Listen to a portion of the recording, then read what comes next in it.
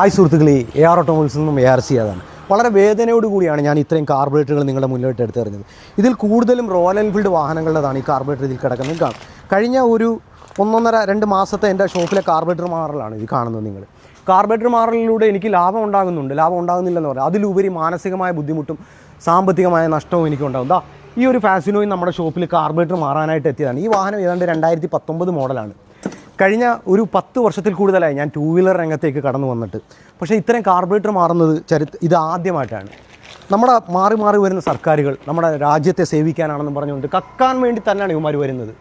ജന്തർ മന്ത്രകൾ ഇനിയും ആവർത്തിച്ചില്ലെങ്കിൽ കർഷകർക്ക് നേട്ടം ഉണ്ടാക്കാമെന്ന് പറഞ്ഞാണ് നമ്മൾ എഥനോൾ മിക്സ് ചെയ്തുകൊണ്ടിരുന്നത്. വെറും 10% ഉണ്ടായിരുന്ന എഥനോൾ 20% മിക്സ് ചെയ്തതിന് ശേഷമാണ് നമുക്ക് കൂടുതലും ഇഷ്യൂസ് വന്നത്. ഇതിൻ്റെ ഇരട്ടി കാർബറേറ്ററുകൾ എൻ്റെ ഗോഡൗണിൽ കിടപ്പുണ്ട് കേട്ടോ, മാറിയത് സ്ക്രാപ്പിൽ. ഇന്ന് കുറേ കസ്റ്റമർ ഈ വാഹനം നമ്മൾ പണിത് വിട്ടതാണ്, അതേ അവസ്ഥയിൽ തന്നെയാണ് ഇതും വന്നിരിക്കുന്നത്. കംപ്ലയിൻറ്റ് ആയിരിക്കുന്ന റോയൽ എൻഫീൽഡ് കാർബറേറ്റർ മാറാൻ വന്നിരിക്കുന്നതാണ്. ഈ മാറിക്കൊടുത്തിട്ട് പിന്നെയും ഒരാഴ്ച കഴിയുമ്പോൾ 2 ആഴ്ച കഴിയുമ്പോൾ നിങ്ങൾ പണിത് തന്നെയാണെന്ന് പറഞ്ഞ് ഞങ്ങളുടെ നെഞ്ചത്തോട്ടായി വന്നുകൊണ്ടിരിക്കുന്നത്. ഞങ്ങൾ ഈ ടെക്നിക്കൽ ഫീൽഡിൽ നിൽക്കുന്നതുകൊണ്ട് ഒരുപാട് ടെൻഷൻ ഉണ്ടാകുന്നുണ്ട്. നിങ്ങളൊരു കാര്യം മനസ്സിലാക്കണം, രാഷ്ട്രീയം എല്ലാവർക്കും ഉണ്ട്, പലതും ഉണ്ട്. നിങ്ങളിപ്പോൾ കുറേ ആൾക്കാർ തെറി വിളിക്കാനും അത് പറയാനും ഇത് പറയാനും ഒക്കെ വരും. നിങ്ങൾ ചിന്തിക്കേണ്ട ഒരു വലിയ കാര്യമുണ്ട് സഹോദരന്മാരെ, നിങ്ങളൊന്ന് മനസ്സിലാക്കണം. കഴിഞ്ഞ വർഷം നമ്മൾ പറഞ്ഞ് കേട്ടായിരുന്നു 3 ലക്ഷം രൂപ നഷ്ടത്തിൽ ഇരുന്ന കമ്പനി 100 കോടി ലാഭത്തിലിരിക്കുന്നു എന്ന് പറയും. എൻ്റെ നിങ്ങളുടെ അവസ്ഥ എന്താണ്? നമ്മുടെ ലോൺ അടയ്ക്കാൻ വേണ്ടി നമ്മൾ ബുദ്ധിമുട്ടിക്കൊണ്ടിരിക്കുകയാണ്. നമ്മുടെ ജീവിതത്തിൽ ഓരോ ദിവസത്തെയും നമ്മുടെ കാര്യങ്ങളൊന്നും നീക്കാൻ വേണ്ടി. ഇവൻ്റെയൊക്കെ വീട്ടിലെ അവസ്ഥ എന്താണ്? കൂടിയ കാറുകളും കൂടിയ വാഹനങ്ങളും ഒക്കെ ഇവന്മാർ ഉപയോഗിക്കുന്നത്. നമുക്കൊരു കാർബറേറ്റർ മാറാനുള്ള അവസ്ഥയുണ്ടോ? ഇത് മാറുന്നതിൻ്റെ ലാഭം എനിക്ക് വേണ്ട. ജന്തർ മന്ദർ ആവർത്തിക്കണമെന്നാണ് ഞാൻ പറയുന്നത്. ഈ എഥനോൾ മിക്സിങ്ങിൻ്റെ പേരിൽ ജന്തർ മന്ദർ ആവർത്തിച്ചില്ലെങ്കിൽ നമ്മുടെ നാട്ടിലെ സാധാരണക്കാർ, ഈ 2 വീലർ എന്ന് പറഞ്ഞ ഒരു സാധാരണക്കാരൻ്റെ സ്വപ്നമാണ്. അതാണ് ഓരോ ദിവസവും ഇല്ലായ്മ ചെയ്തുകൊണ്ടിരിക്കുന്നത്. എന്നും വാഹനങ്ങൾ വരുന്നത്. എല്ലാ വർക്ക്ഷോപ്പുകാരും നിങ്ങളിതിൽ കമൻറ്റ് ഇടണം. കമൻറ്റ് ഇട്ടില്ലെങ്കിൽ ഇത് വല്ലാത്തൊരു ബുദ്ധിമുട്ടിലേക്ക് പോയിക്കൊണ്ടിരിക്കും. എല്ലാവർക്കും ബുദ്ധിമുട്ടാണിത്, സാമ്പത്തികമായി വലിയ ബുദ്ധിമുട്ടാണ്. ഇപ്പോൾ ഈ മാറുന്ന കാർബറേറ്റർ 2900 ഇതും വന്നിരിക്കുന്നത് E20 എന്ന് പറഞ്ഞാണ് വന്നിരിക്കുന്നത്. എത്രത്തോളം ഗുണം ചെയ്യുമെന്ന് എനിക്കറിയാൻ വയ്യ. E20 കാർബറേറ്റർ എന്ന് പറഞ്ഞാണ് വന്നിരിക്കുന്നത്.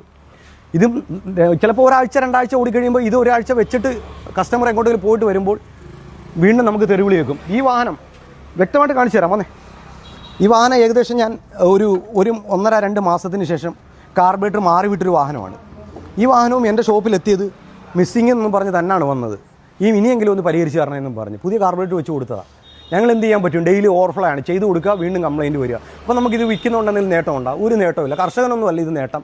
ഇത് അതാത് ഭരണാധികാരികൾ അവരുടെ ലാഭത്തിന് വേണ്ടി മാത്രം ചെയ്യുന്നൊരു പദ്ധതിയാണ്. അതുകൊണ്ട് നിങ്ങളുടെ രാഷ്ട്രീയം ഏതുമാകട്ടെ, നമുക്ക് രാഷ്ട്രീയക്കാർക്കൊണ്ടൊന്നും ഒരു നേട്ടം ഉണ്ടാകത്തില്ലെന്നേ. ആരെക്കൊണ്ടാണ് നമുക്ക് നേട്ടം ഉണ്ടാകുന്നത്? നമ്മുടെ നാട്ടിലൊരു റോഡോ അല്ലെങ്കിൽ മറ്റൊന്ന് പാലോ എന്തെങ്കിലും കൊണ്ടുവരും, എന്നിട്ട് വലിയ അഴിമതി അവർ നടത്തുകയും ചെയ്യും. നമ്മൾ സാധാരണക്കാരെന്ത് ചെയ്യും?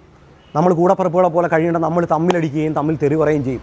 എൻ്റെ പാർട്ടി ഒരു പാർട്ടി ഒന്നുമില്ലെന്നേ. ഇവൻ്റെയൊക്കെ ഖജനാവ് നടക്കാൻ, ഇവൻ്റെ വീട് നടക്കാൻ, ഇവൻ്റെ വീട്ടിലെ കാര്യങ്ങൾ നടത്താൻ വേണ്ടി, ഇവൻ്റെ കുടുംബകാര്യങ്ങൾ നടത്താൻ വേണ്ടി ഇവന്മാർ ഉണ്ടായിക്കൊണ്ടിരിക്കുക. അല്ലെങ്കിൽ ഒന്ന് ചിന്തിച്ച് നോക്ക്, 3 ലക്ഷം രൂപ കടത്തി നിന്ന കമ്പനി 1 വർഷം കൊണ്ട് 100 കോടി വരുമാനം ഉണ്ടാക്കി മാറ്റിയെന്ന് പറഞ്ഞാൽ നമുക്ക് എന്താണ് അതിൽ നിന്ന് മനസ്സിലാക്കാൻ കഴിയുന്നത്?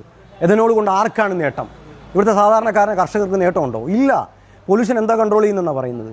ഇവർ 10% കിടന്നു, ഇനി അവർ 30 പോകുന്നൊക്കെ പറയുന്നത് കേട്ട്. എന്തായിരിക്കും അതാ? ഇന്നൊരു കോടതിയുടെ വിധി വന്നു, ഒരു കസ്റ്റമർക്ക് വണ്ടി മാറിക്കൊടുക്കണം. ഒരു മാരുതിയുടെ ഗ്രാൻഡ് വിത്താർ ഏതാണ്ട് നമ്മുടെ സംസ്ഥാനത്തല്ല, മറ്റൊരു സംസ്ഥാനത്താണ്. അവരെന്ത് ചെയ്തു?